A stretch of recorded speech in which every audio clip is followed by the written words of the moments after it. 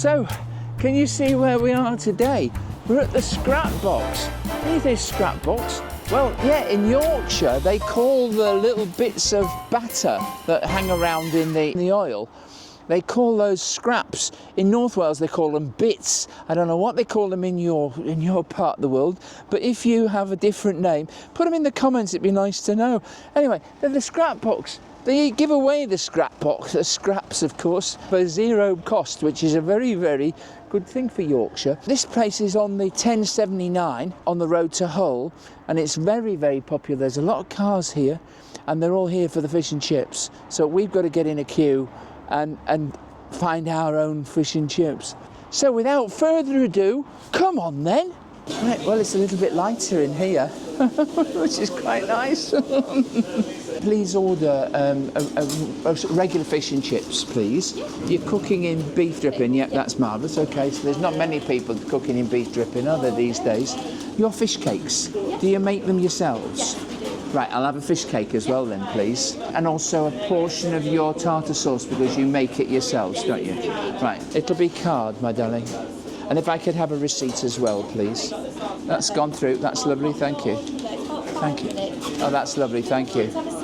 Yep, okay, that's great, thank you, thank you.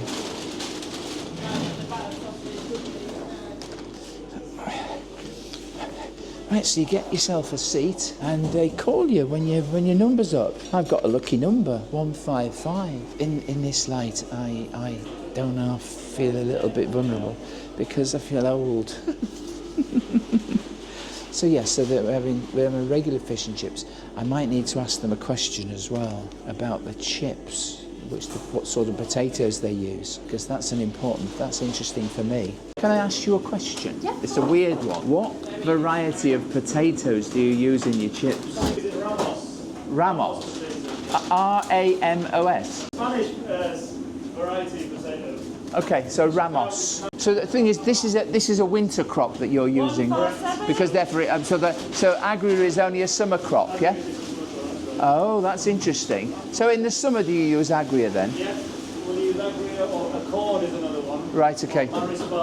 I'm with you, because they're all nowadays they're engineered to fight blight and things like that, aren't they? Listen, what do you just about the other question? I don't particularly like marrowfat peas, right. Mushy peas. But no, I hate them. I absolutely hate them. So I never buy them. Well, you give me 3 to try, and I'll try one. But you make them yourselves, do you? Right. So we know the actual make of the potatoes, which is Ramos, and we also know that in the summer you use Agria, and in the winter they use Ramos. They're very quick, I have to say. These are the awards, right? So look. So winner. 50 best fish and chip shops in 2017, and then 2018 as well. TripAdvisor choice in 2022. Oh, there we go. Look, there's another one.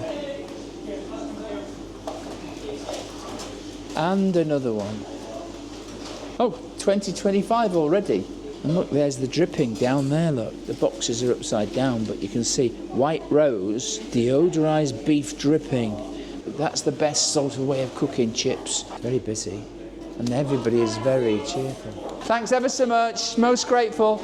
Bye-bye now. That was absolutely marvellous. What friendly people they are. The whole principle of the Friday takeaway is you take the thing home and you have it at home, and then you serve it at home, and then you go and watch a movie. Well, I won't be watching a movie. I will actually be making a creamy video. Let me get in the car and I'll see you back home very quickly. I don't have to go far. Right, welcome back to Nikki's Nosh, and of course I'm Nikki, and you all have seen that I went tonight to the scrap box, which is on the A1079 from York to Hull. It's not far out of York, and it's a really good place to get fish and chips. Out of probably each of the arterial routes leading out of the city, there seem to be fish and chip shops. And they do a roaring trade, because of course people can get to them and get to them very quickly. I mean, you remember, yes, last Friday I had a heck of a job getting to collect my burger, but it was much easier. Now, I don't live too far away from there, but I'm applying a simple principle on Friday takeaways. Is I'm assuming that you're either going to collect them and bring them home, or alternatively you're going to get them delivered by Deliveroo. And so Deliveroo would put them into an insulated box, not a heated box, but they'll put it in an insulated box and they'll bring it home. If they get delayed, as York traffic can certainly be a delaying process, obviously the food is not as hot as it should be. So I'm adding one extra measure to the entire process every time. So even if I got it a few minutes ago, I would still apply the principle. And what I'm going to apply is I'm going to put the food into my high sapientia air fryer oven, and I'm going to run it where the food is on the main food, the fish and the chips is on the lowest level, and then I've got a fish cake on the top. So I'm going to set it off for 5 minutes. Now the high sapientia is quite tall, and so what you can do is you've got different levels. So we're going to heat the fish and the chips at a sort of lower level, but it will still warm them up. I've got some mushy peas here as well, which they insisted on giving me. I paid for everything else, but they gave me these for free because I said I don't really like mushy peas, and they said, oh, you might like ours. So that's the mushy peas. But the thing is, these mushy peas are really, really hot. So that's the only thing I'm not actually putting into my high sapientia. Let's go over the, well, I don't think you really need to see me going over there. So I'm going to set it off. It's going in for 200 Celsius for 5 minutes. I now know enough about my air fryer to be able to trust it. And that is the ultimate thing. This is what you have to do, is you have to learn how to work all of these devices to get the very best out of them. It just gives it a little bit of a boost of heat. Now, I'll tell you what I've ordered. I decide, whenever I buy fish and chips, what I do is I order the regular fish and chips, because then you know you can compare like with like, or apples and oranges. It doesn't really matter. You can compare it because a regular fish and chips should be about the same for every place. So if a regular fish and chips is very small or a regular fish and chips is very large, then you know you're getting a better deal. Okay, and I generally work on the basis that a regular fish and chip should be about this long. Yeah, not as long. Not a large one should be as long as that chopstick, and then the other one should be about that long, really. About that. And if it's about that, if it's bigger than that, I think we'll be lucky. That's why I've got the old chopstick. So that's measuring the length. And of course we'll be also cutting it open and everything else. But the one thing I like to know is, what potatoes do they use? Now, if they can tell you what potatoes they use in a fish and chip shop, it means that they're on the ball. They know exactly what they're buying, and they're buying it regularly. So I had a conversation and they're using the new crop. So these potatoes that they're using are coming straight out of the ground very quickly. So they're not potatoes that have been sitting idle in some warehouse. They are fresh potatoes. And I think we can all live with that. That is now finished. So let me bring that to the table. So the first thing I've got, we can see here, this is the fish cake. Now they make these fish cakes themselves, so we can have a little look. Let's have a look really close up at the fish cake here, right? I mean, it's a sizable portion. This is £2.50 was this fish cake, and it looks to me like it's got a lot of fish in it. What it is, it's haddock strips inside two what they call scallops. They're not scallops in terms of the fish food scallops. Scallops are a term used in the frying industry for 2 slices of potato. That's the Yorkshire method really of making these. This is nice and hot. I can hardly touch it, but it's not hot so that it's actually in any way denatured of the product. And then here we have the fish and chips. So you can see here we've got, let's have a little look. It's not, I don't like too much batter, so this is just perfect for me. The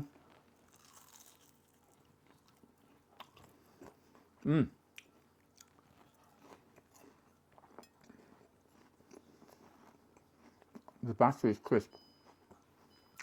So there we have the fish and chips. Now I've already pulled the end off, but let's just bring this across. Let's see if I can get it onto the plate. And I've got the feeling that this plate is going to be rather full. I'm not going to put all the chips on, but you can see I've got a full plate full of chips. Yeah, complete full plate full of chips.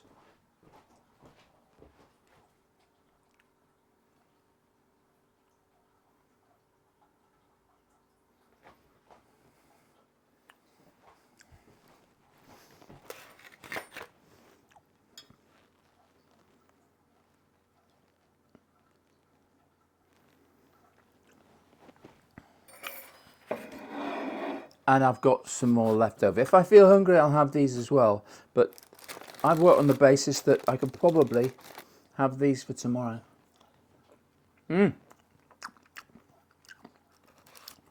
This is a good chip.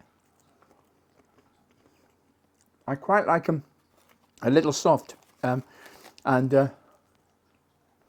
these are nice. I'm not a great fan of too crunchy chips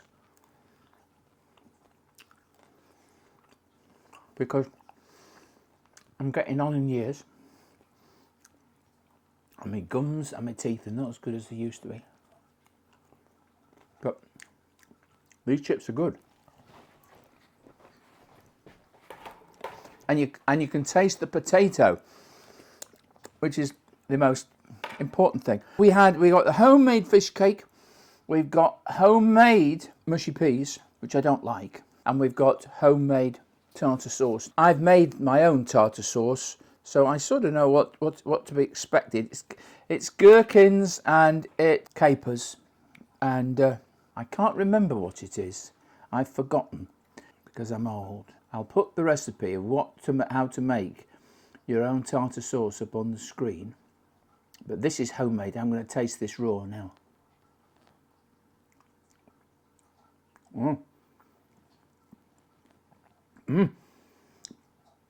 That is beautiful. It's got a taste the gherkins, but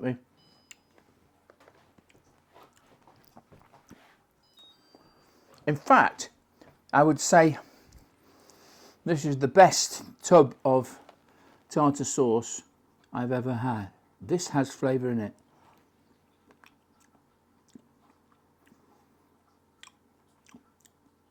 It has mayonnaise in it,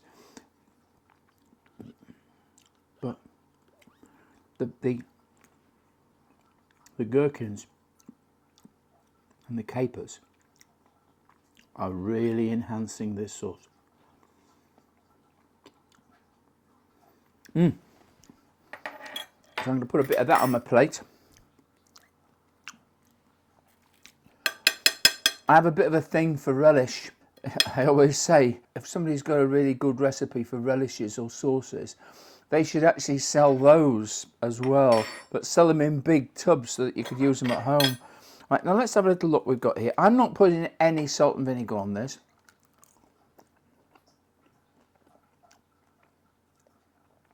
It's obviously not seasoned. I could put salt and vinegar on it. But what I prefer to do, I prefer to use lemon. Now, I normally would have a lemon. I'm going for this. It's from Lidl or from Aldi. It's a standard lemon juice and got some preservatives in it. It's fine by me. So we've got that now. That's giving us some lemon. Let's see what it's like now. That'll do. Do you remember I was saying about the fish? Now remember I had took some off. Let's see how this is. So there was a bit, I took quite a lot off and put it in my mouth. So I suspect, look, we've got that. Can you see there? Imagine it came to there. I think it did. So we've got on this beats my little rule of thumb, because generally I said a regular would be from there to there. Okay, and we're going beyond that. So we're just an inch short. So this would be a fairly good piece of fish. I think we've got a fair deal on that, and we'll try the fish. Again, I'm only using with a bit of lemon.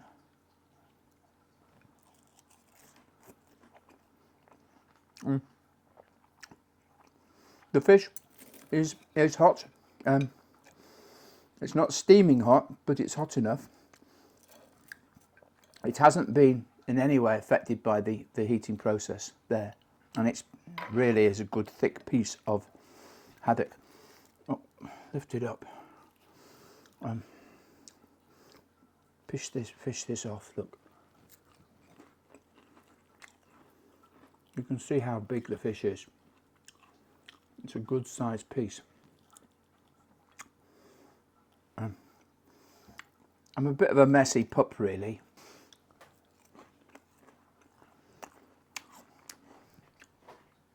This fish is good. Choosing the right fish is obviously half the battle. And that fish is great. It's a haddock, obviously. I try not to have cod because cod stocks are a little bit in danger, so I don't have cod. But haddock is totally safe. There's plenty of haddock floating around in the North Sea. Obviously, most of this fish comes from the waters around Iceland. All cooked in beef dripping. And when you think of beef dripping, you think, oh, I want it to taste of beef. Well, it actually isn't, because they take the scent of the beef out of the thing. It's the temperature that the beef dripping can hold that makes cooking chips and fish in beef dripping so good. Will I be having some more of this, or will I be going back here again? I damn well will. But the chips have got so much earthiness. You can taste there's no soil in it, but you can taste the earth and the fact that this has been growing successfully underground. You know, the snag is that I could eat all this again because it's so good. Have I done that? Yeah, I have. Not today, but I have done it in my life. That's why I'm so big. Right, now let's have a look at this. What you have is you've got one piece of potato, another strip of potato, and in the middle you've got the haddock. Yep, so you can see that. And just in case everything fails, we've got it's here as well. So you can see here, you've got the potato, and in the middle you've got the haddock. That's a typical Yorkshire fish cake, and it's made with real fish. When you buy fish cakes from the supermarket, they're just mashed fish, and they've mashed the fish in with potatoes and rusk, almost anything really. And if you don't really know what you're getting, but you know what you're getting with a homemade fish cake, and the batter's crisp, full of flavour. I'm going to say it, this meal is absolutely delicious. And when you think that it costs total price $13.99, it's a good evening meal. Now, obviously, in certain circumstances, you'll be eating this in their premises, which you can do, or you will eating it in your car, but you won't get home with it. However, my aim is to sort of show people what you can do if the food is cold and what you can go from there. But this didn't need much treatment at all. It's good. Of course, I'm gassing, and while I'm gassing, I'm not eating. And when I'm not eating, it's getting cold. But this fish cake is marvellous. But whichever piece you cut, you get fish. You're seeing fish every time, which means it's properly made. And at £2.50, that's a bit of a bargain, to be honest. While I'm here, 1 second. I have always hated mushy peas my entire life. I have tried mushy peas before, but I've tried tinned ones. I'm going to try these. I love normal peas. I love petit pois, but I'm going to try this and I'm going to see. These were made by the scrap box. Let's see. If I don't like it, that's no reflection on the scrap box.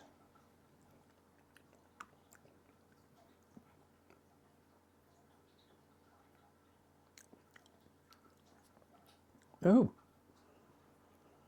And they make them from raw ingredients, this.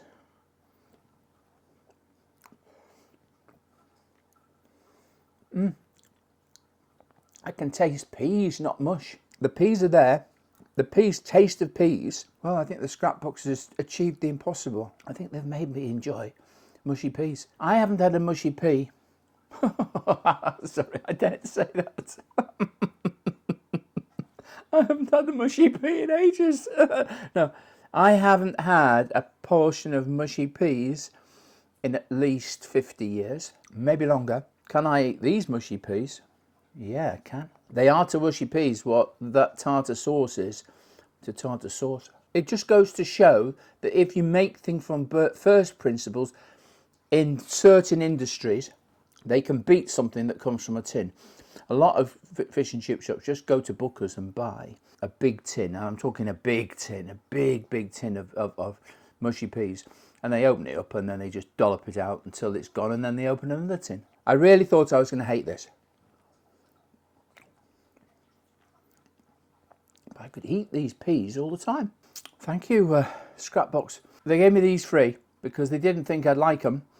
I didn't think I'd like them, but they thought I might. They've actually given me hope in the world that there are things that I can try, even at my age, that that I could enjoy. I'm still not going to try curry sauce. All the flavours of these 3 items, the potatoes are incredible. They've got that lovely earthy flavour. They've been cooked to perfection. The batter on the fish, well, it's a good big portion of fish. It's a lovely fat piece of fish. It crumbles nicely, goes in the mouth perfectly, with or without the tartar sauce. And with the tartar sauce, divine. Oh, there's a new word. Absolutely divine. York has got a good reputation for fish and chips. And this, I think, moves ahead. You know, sometimes you have a fish and chips and it's fairly heavy with fat or whatever. And you think to yourself, well, yeah, I really don't feel like finishing this off. Well, I'm at the stage where I'm feeling like finishing everything off. That I want those chips as well that I put to one side. Not that I'm well, I am hungry, but not that there isn't enough on the plate. There's plenty on the plate, but I wouldn't like to see those potatoes going to waste. And I can add the tartar sauce to this. But how can it possibly be that you get homemade tartar sauce from some places and it tastes terrible and this tastes delicious? Everything about it is, and I'm not going to use the word, well, I'll try it. I was going to say spot on, but I wouldn't say spot on. I've got hair on my head. It's perfect, you know, it has got a flavour. Everything is fresh, everything is cooked to perfection, and the fish cake is packed with fish, but everything is delicately flavoured. The tartar sauce just adds something to it. Delicacy, really. I mean, everything is just marvellous. I'm going to find it very, very difficult to find a fish and chips that's better than this. I might find a fish and chips that's the equal of this. I don't know whether they deliver, but if they do, obviously I'll put that detail on the screen. You know, if they do deliver, the important thing is, you might live on the other side of York. You might say, well, hang on a minute, by the time it gets to me, it's going to be cold. Well, my little techniques that I'm working on here with using my air fryer oven ensure that you can take something that's a little bit cold and you can zap it back up and it will not damage the subtle flavours. The subtle flavours are here. Just learn how to work your air fryer in terms of surprise. They have surprised me. For 50 years, I have not had mushy peas because they tasted like gravel. These taste like proper peas. I can taste them. I wonder if you can make mushy pea ice cream. I've been thinking about making ice creams. I thought of black pudding ice creams, but black pudding has to be cooked because it's made of blood. You won't be able to do black pudding ice cream, but you might be able to make mushy pea ice cream. What do I say about the standard regular fish and chips from the scrap box? It's just outside Dunnington, outside York. What do I say about the scrap box? I think 9.5. They were quick. They served super fast. People were in and out like robbers' dogs. The food is sparkling. I mean, it just, every part of my taste buds is firing off. It's just nice. It's just great food. Well presented. You can't, I've had fish and chips from elsewhere and they can get it wrong. How can they possibly get 2 simple ingredients so wrong? But some do. And this is right. It's absolutely right. Why am I knocking half off? I think I've just got to, because not that they don't deserve more, but I have to have another step for something that is even more delicious, even more better value or what have you. So I have to say 9.5 for this. So I've eaten an entire bowl of mushy peas, first time in 52 years, at least 52 years. I've got this beautiful tartar sauce, which I don't want to let go of, I want to use. I've still got a sizable piece of fish cake with sizable amounts of fish in there.